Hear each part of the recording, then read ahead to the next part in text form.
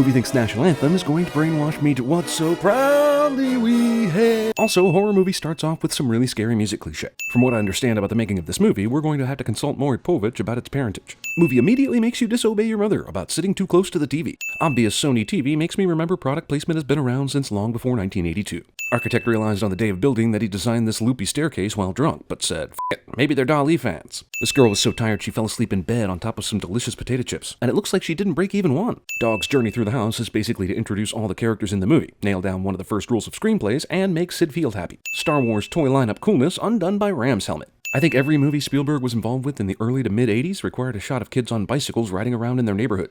In fact, this movie came out 1 week before E.T., so people must have thought they wandered into the same movie 1 week later. Kids with remote-controlled cars are dicks to hilarious beer-toting bicycle guy. This is an orgy of evidence that Star Wars exists. Wow, this motherfucking kid has the original Star Wars poster? Shit.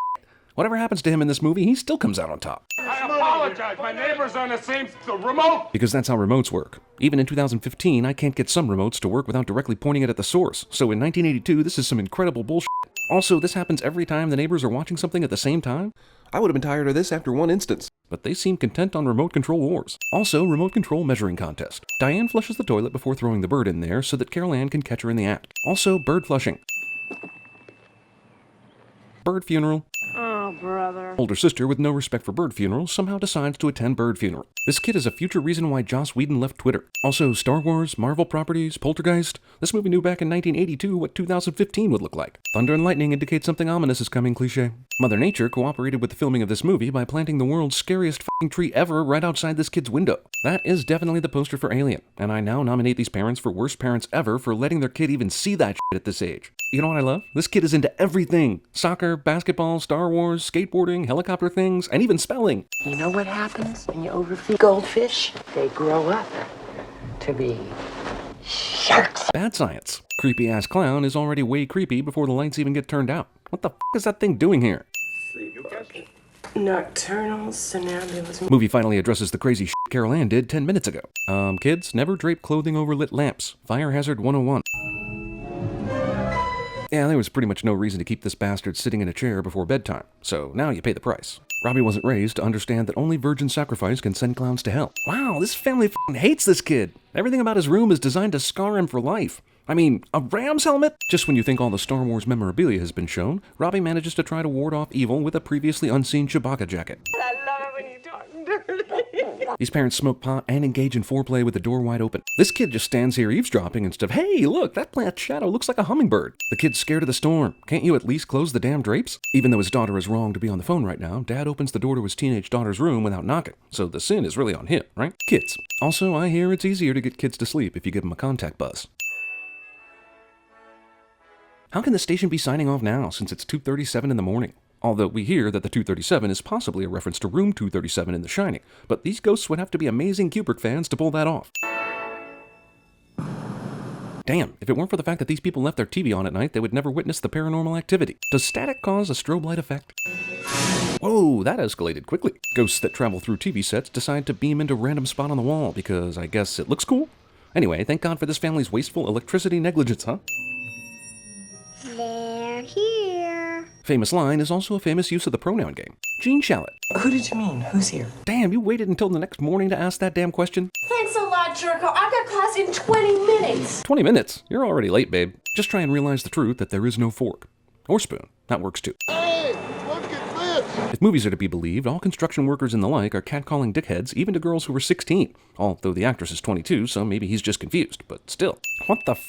Mom witnesses contractor's sexual harassment of daughter and smiles with pride when she flips them off, but does not reprimand said contractors. Oh, honey, you're gonna ruin your eyes. This is not good for you. Oh yes, much better. Now she'll be blinded by war movies instead of static. Borrowed Wilhelm scream. As we see here, Paranormal Activity didn't start this ghost playing practical jokes fire, but it's still a curious thing for ghosts to waste time doing. This camera movement doesn't lie, so I know some crazy shit is about to happen. And there we go, chair stacking. Classic dick ghost behavior. Also, ghosts tried scaring the family by demonstrating balancing superiority. We'll go to Pizza Hut, okay? Pizza Hut. When did Diane figure this out? That chairs were stacked on the table in the previous scene, and they left the kitchen because that shit is scary. But then she decided to go back in, play around, and managed to find a ghost hotspot? Wife is excited about haunting. These f***ing ghosts are borderline useful at this point. The tickling pulls you, and all of a sudden it's like there's no air except that you can breathe. and you're getting pulled along in the... Whoa, what the f happened there? Did the ghosts of the movie also edit this thing?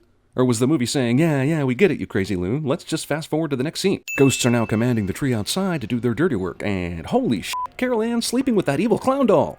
I guess you guys were begging for something bad to happen tonight. Luckily for the spirit world, both parents and the older sister run away to check on Robbie, leaving 5-year-old Carol Ann by herself. 1982 NATO. Not a real girl hanging onto the headboard is not a real girl. Look! Mom, Dad, it's the tornado! Thanks, Dana. Phew, thank God she's only missing. You check your room. Everybody runs out of the room as Robbie stands there muddied and bloodied and psychologically damaged. Cool shot, but the odds of this robot being thrown out of the closet and landing on his feet and being wound up are astro-f***ing-nomical. And nothing else important happened that night. Diane, my wife, she's 31. 32. I'm sorry. And my oldest daughter, Dana, she's 16. Wow, you knocked up your wife when she was 16? How old were you? No wonder the ghosts came after your family, am I right? Ghosts really want this family out of the house, but locate all their energies in one room that is easily ignorable just by shutting the door. Also, after taking Carol Ann, when did they start this back up? The room became completely calm after they sucked her into the closet. So why did they feel the need to get that party started again? Also, these ghosts kidnapped a little kid and they're still being dicks. This Darth Vader poster was clearly pulled off the wall in the previous scene, but now it's back. This means either the parents took the time to put it back up in a room they're frightened of, or the ghost did it, because you don't have to be living to enjoy Star Wars. Meanwhile, this alien poster has been mostly unfazed during this whole process, because it's seen scarier shit. Well, you can't expect us to send the time period hamstrung CGI, can you? Yes, you can. That's a Hulk riding a horse right there. Ah, special effects protractor. Stephen has missed so much work. So wait, the passage of time has been days, even weeks? They haven't called the cops, and for days they just sat around doing nothing until they called the pre-Ghostbusters? The determination as to whether your home is haunted is not very easy. Ghosts have a sense of humor, but also steal kids. It might very well be a poltergeist intrusion. Roll credits. There'll be 2 more in a couple of seconds. They always travel in pairs. But with the first one and 2 more, doesn't that make a triplet instead of a pair? Hello, Sweet Pea. Hello, Sweet Pea. Time to turn this lamp off for some reason. Ghost hoarders. This somebody decided to wait for days, maybe weeks, to come after Carol Ann, just in time for the paranormal investigators to witness it. Where was Carol Ann playing when she disappeared? Why does she assume Carol Ann was playing when she disappeared? Did the family not tell her that she was abducted while their son was getting swallowed by a possessed tree? I think once paranormal investigators are called, we're past the point of the story being unbelievable, aren't we? Wow! Wow. Talk to you. 6 minutes of whispering. So some people get angry and throw things around, like in my bedroom. Sure. And they also stack kitchen chairs for no reason. And they create areas of sliding transportation for anger management. Well, I think it's about time for more publicity for the Frito-Lay company. If you're going to hire ghost experts, at least hire the ones that take their job seriously.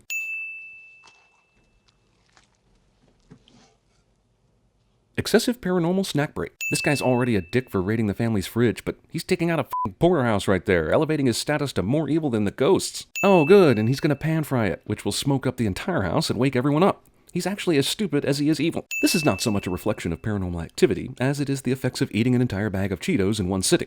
Or the ants in this house get to work quickly. All movie ghosts have a contractual obligation to f with people for an inordinate amount of time before killing them, mostly to ensure each movie makes its runtime. You gotta love those 1980s makeup effects, turning people into obvious rubber. The Terminator would do this 2 years later, which makes me think the Terminator actually got sent back to 1982 first before it corrected its time travel coordinates. Still prefer this to most CGI though. Okay, everything's back to normal. It was all a hallucination. Wait a minute. Did he also hallucinate the bottle of 409? Because it's now a bottle of Fantastic. Hell, everything in this room changed. These ghosts have very detailed and specific hallucinations plotted out. The spirits on this movie clash with the cinematographer on where the camera should be pointed during scenes. It caused a hostile work environment, but sometimes masterpieces happen despite the turmoil. Also, why does this camera need to move when there are 2 cameras already pointed at the stairs? F***ing prima donnas, man. I hear this guy trained that girl working at the cafe in Harry Potter and the Deathly Hallows Part 1. Don't mind me, folks, just making a movie with your video camera. Inside every spirit is a dream that he or she will be the next Spielberg. Well, somebody saw Raiders of the Lost Ark. Oh, wait. And scene. Robbie? Spirits obviously moved the dog from the back seat to the front seat, and the taxi driver was not the least bit scared by it. Call me, okay? But I never learned our phone number! So is the kitchen fine now? It was the most haunted place in the house earlier, so much so they never wanted to go back to it, and it caused one of the investigators to freak out just last night. But now here's a casual breakfast in the kitchen like nothing ever happened. The flask and the coffee mug switch hands between shots. Amazing! More ghost hijinks, no doubt.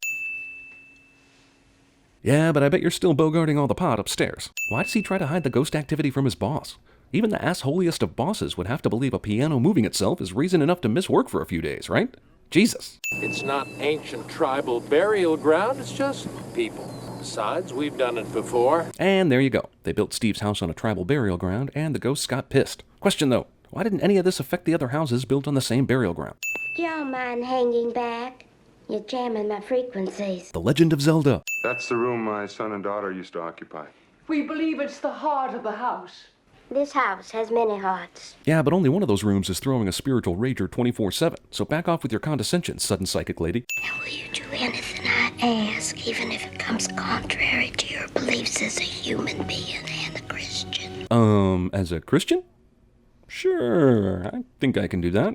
Inside the spectral light is salvation, a window to the next plane. They must pass through this membrane where friends are waiting to guide them to new destinies.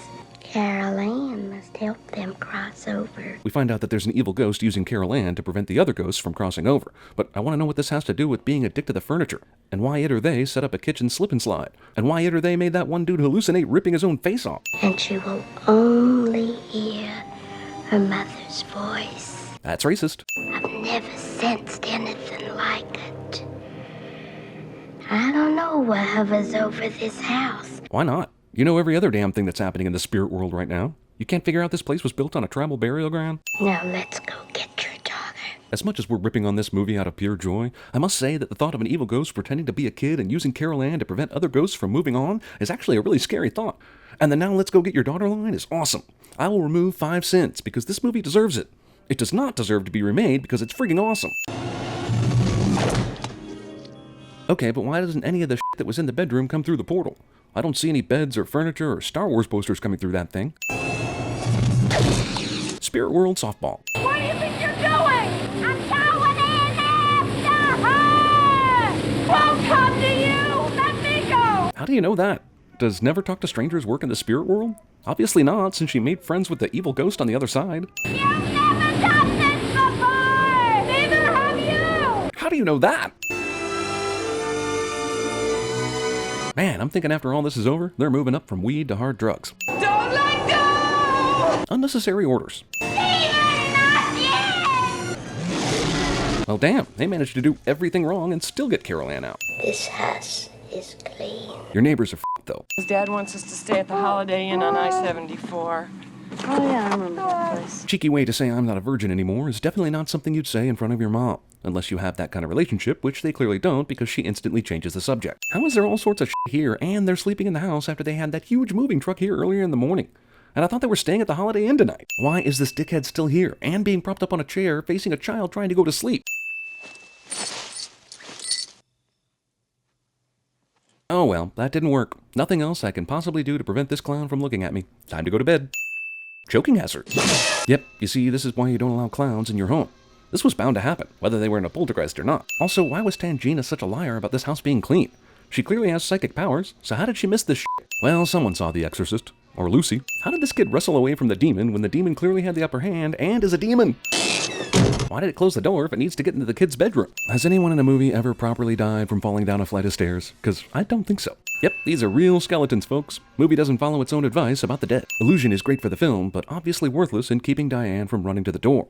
What happened to all that electric shock stuff you were doing earlier? Demon Portal makes me think dirty thoughts when I should be concerned about the family's well-being. In addition to being built on a tribal burial ground, House was also built on the raddest laser tag arena on the planet. You son of a bitch, you left the bodies and you only moved the headstones! Why is it just this house that got affected? Because it's an emergency, suddenly he doesn't know which pocket he keeps his keys in. Thankfully, the daughter's boyfriend drops her off just as the family is skipping out. Phew, family dog is serene during all this screaming. This scene is iconic, for sure, but I'm wondering why the ghost took so long to finally do this. The Freeling family has lived here for years, and they were moving, so I don't understand why they chose this particular day to fold the house into another dimension. Neighbors decide, what's the worst that could happen to us if we get a closer look? Funny, but we all know the TV was not the damn problem with your house.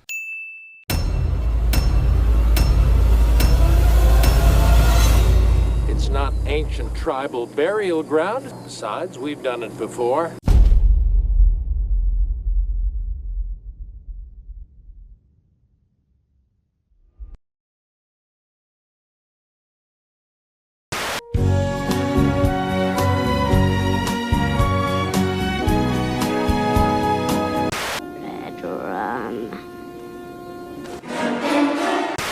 not try and bend the spoon.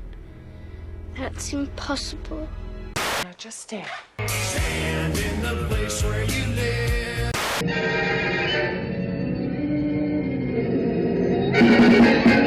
You know what happens when you overfeed goldfish? The same thing that happens to everything else. Let's get this movable feast underway. Flux capacitor, fluxing. Come here, honey.